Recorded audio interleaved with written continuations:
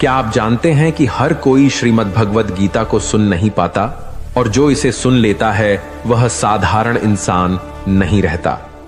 अगर आप इस समय यह वीडियो देख रहे हैं तो समझ लीजिए कि भगवान श्री कृष्ण ने स्वयं आपको यहां तक पहुंचाया है, क्योंकि उनकी प्रेरणा के बिना कोई भी व्यक्ति गीता के इस दिव्य ज्ञान तक नहीं पहुंच सकता।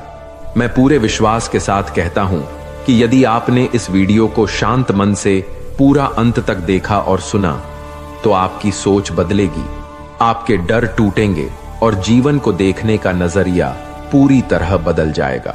यह कोई साधारण कथा नहीं है, यह वह ज्ञान है जो सबसे बड़े संकट में फंसे इंसान को भी सही मार्ग दिखाता है।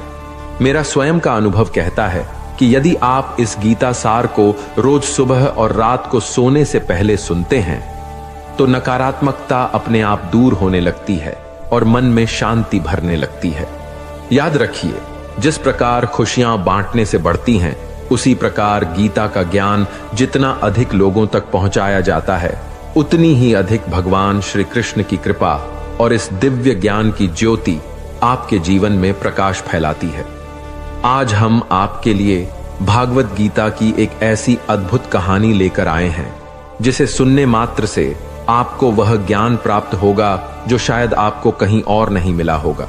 इस कथा के माध्यम से आप जानेंगे कि भगवान के नाम से मृत्यु तक डर जाती है और जिसकी मृत्यु जहां लिखी होती है उसे वहीं प्राप्त होती है, कोई भी शक्ति उसे रोक नहीं सकती।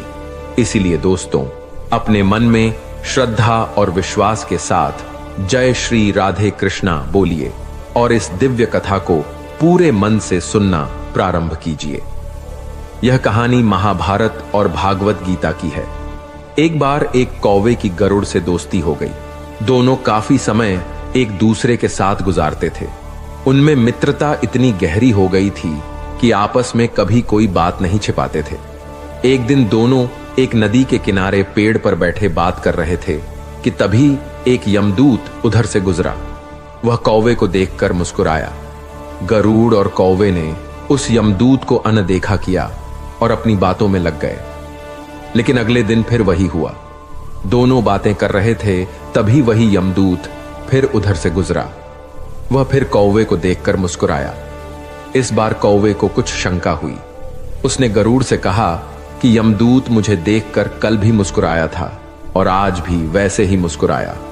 कुछ गड़बड़ है, हो सकता है मेरी मृत्यु आने वाली है।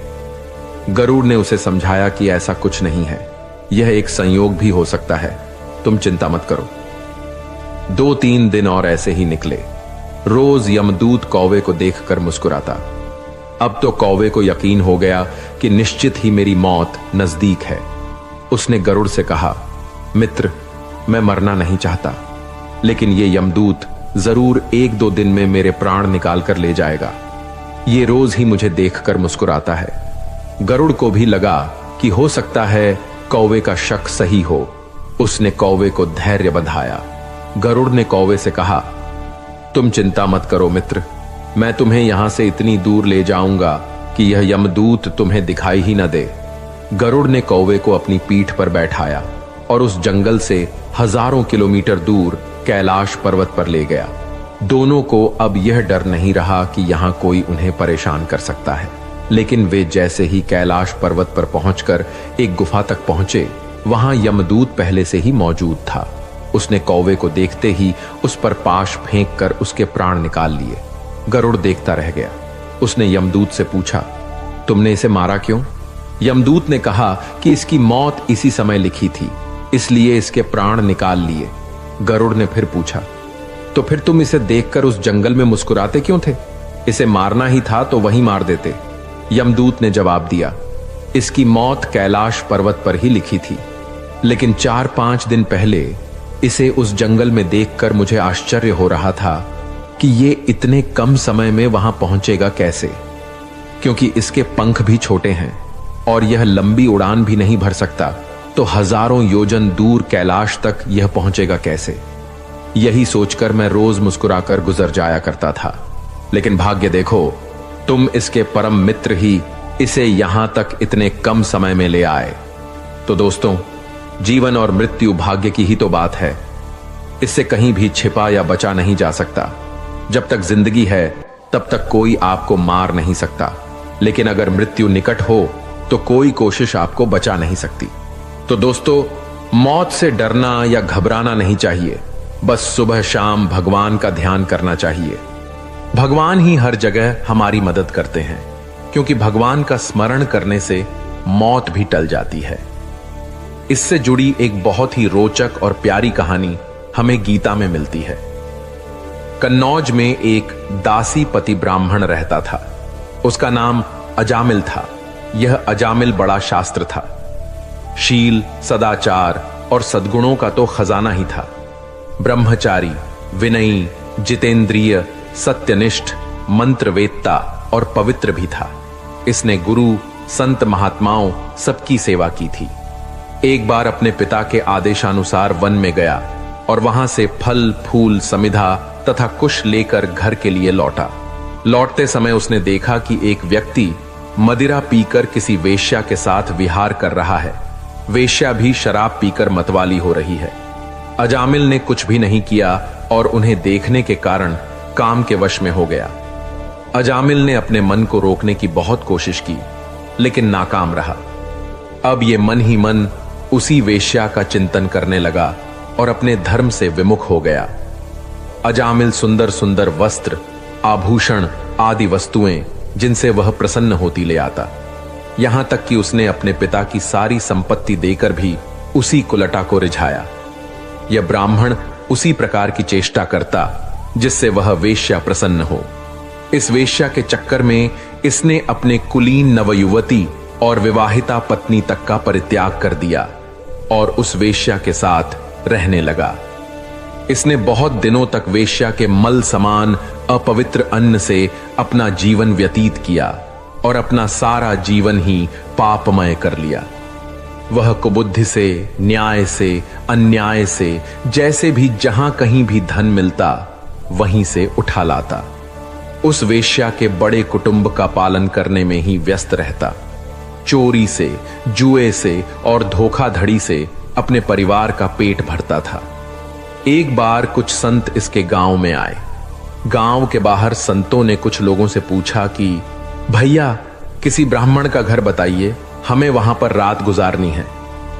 इन लोगों ने संतों के साथ मजाक किया और कहा, संतों, हमारे गांव में तो एक ही श्रेष्ठ ब्राह्मण है जिसका नाम है अजामिल, और इतना बड़ा भगवान का भक्त है कि वह गांव के अंदर नहीं रहता, गांव के बाहर ही रहता है।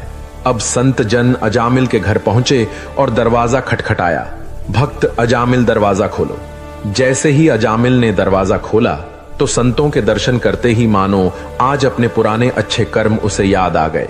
संतों ने कहा कि भैया, रात बहुत हो गई है, आप हमारे लिए भोजन और सोने का प्रबंध कीजिए। अजामिल ने स्वादिष्ट भोजन तैयार करवाकर संतों को भोजन करवाया। जब अजामिल ने संतों से सोने के लिए कहा तो संत कहते हैं, भैया, हम प्रतिदिन सोने से पहले कीर्तन करते हैं, यदि आपको समस्या न हो तो हम कीर्तन कर लें। अजामिल ने कहा, आप ही का घर है महाराज, जो दिल में आए सो करो। संतों ने सुंदर कीर्तन प्रारंभ किया और उस कीर्तन में अजामिल बैठा। सारी रात कीर्तन चला और अजामिल की आंखों से खूब आंसू गिरे, मानो आज आंखों से आंसू नहीं पाप धुल गए हैं। सारी रात भगवान का नाम लिया। जब सुबह हुई, संतजन चलने लगे तो अजामिल ने कहा, महात्माओं, मुझे क्षमा कर दीजिए, मैं कोई भक्त वक्त नहीं हूं, मैं तो एक महापापी हूं। मैं वैश्या के साथ रहता हूं और मुझे गांव से बाहर निकाल दिया गया है। केवल आपकी सेवा के लिए मैंने आपको भोजन करवाया और मुझसे बड़ा पापी कोई नहीं है। संतों ने कहा, अरे अजामिल, तूने यह बात हमें कल क्यों नहीं बताई? हम तेरे घर में रुकते ही नहीं। अब तूने हमें आश्रय दिया है तो चिंता मत कर। यह बता, तेरे घर में कितने बालक हैं? अजामिल ने बता दिया कि महाराज, 9 बच्चे हैं और अभी यह गर्भवती है। संतों ने कहा कि इस बार जो तेरे संतान होंगी वह पुत्र होगा और उसका नाम नारायण रखना। जा, तेरा कल्याण हो जाएगा। संत जन आशीर्वाद देकर चले गए। समय बिता और उसके पुत्र हुआ। उसका नाम रखा नारायण। अजामिल अपने नारायण पुत्र में बहुत आसक्त था। अजामिल ने अपना संपूर्ण हृदय अपने बच्चे नारायण को सौंप दिया था। हर समय अजामिल कहता था, नारायण भोजन कर लो, नारायण पानी पी लो, नारायण तुम्हारा खेलने का समय है, तुम खेल लो। हर समय नारायण नारायण करता रहता था। इस तरह 88 वर्ष बीत गए। अजामिल अब बूढ़ा हो गया था। उसे इस बात का पता ही नहीं चला कि मृत्यु मेरे सिर पर आ पहुंची है। अब वह अपने पुत्र बालक नारायण के संबंध में ही सोचने विचारने लगा। इतने में ही अजामिल ने देखा कि उसे ले जाने के लिए अत्यंत भयानक 3 यमदूत आए हैं। उनके हाथों में फांसी है, मुंह टेढ़े मेढ़े हैं और शरीर के रोएं खड़े हुए हैं। उस समय बालक नारायण वहां से कुछ ही दूरी पर खेल रहा था। यमदूतों को देखकर अजामिल डर गया और अपने पुत्र को कहता है, नारायण नारायण मेरी रक्षा करो, नारायण मुझे बचाओ। तभी भगवान के पार्षदों ने देखा कि यह मरते समय हमारे स्वामी भगवान नारायण का नाम ले रहा है, उनके नाम का कीर्तन कर रहा है, और वे बड़े वेग से झटपट वहां आ पहुंचे। उस समय यमराज के दूत दासीपति अजामिल के शरीर में से उसके सूक्ष्म शरीर को खींच रहे थे। विष्णु दूतों ने बलपूर्वक रोक दिया। उनके रोकने पर यमराज के दूतों ने उनसे कहा, अरे धर्मराज की आज्ञा का पालन नहीं करने वाले तुम लोग हो कौन? तुम किसके दूत हो? कहां से आए हो? और इसे ले जाने से हमें क्यों रोक रहे हो? जब यमदूतों ने इस प्रकार कहा